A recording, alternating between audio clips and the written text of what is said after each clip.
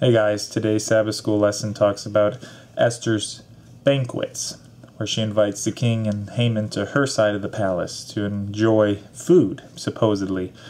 But the root cause of these banquets is much deeper. She's not only building a respect between her and her husband, the king, she's also showing us today the difference between true honor and self-glorification.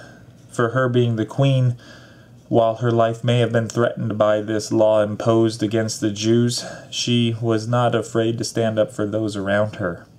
She did not want to die, but more importantly, she didn't want her people to be extinguished. She invited the king and Haman to these banquets in order to prove a point not only to herself that she had the king's ear, but to us today to show that there is a point in time where we have to risk it all, but also understand the culture in which we live. The culture in which she lived, it could have been certain death had she approached the king unannounced and uncalled. For us, our culture has several different things that could be quote-unquote certain death.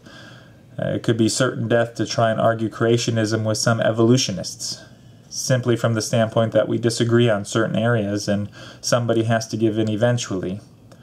Our culture has differences of opinions as to absolute truth. Is there an absolute truth? Is Jesus the only way to heaven? There's certain areas where we have to live inside our culture and understand other people's points of view. But also there comes a point in time where we have to invite those that can control our life, so to speak. Our friends that disagree with us, relatives that disagree with us.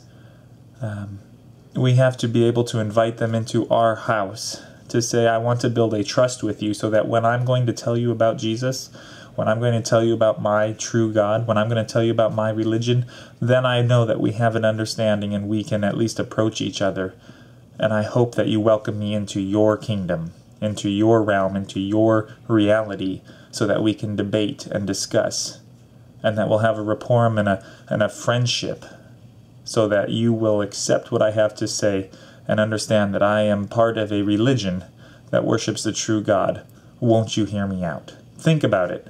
How can we prepare ourselves today in order to discuss and have friendships with those that disagree with us, so that when the time comes, we can have an opportunity to witness to them? Think about it, guys. Let me know in the comments. Thanks. Bye.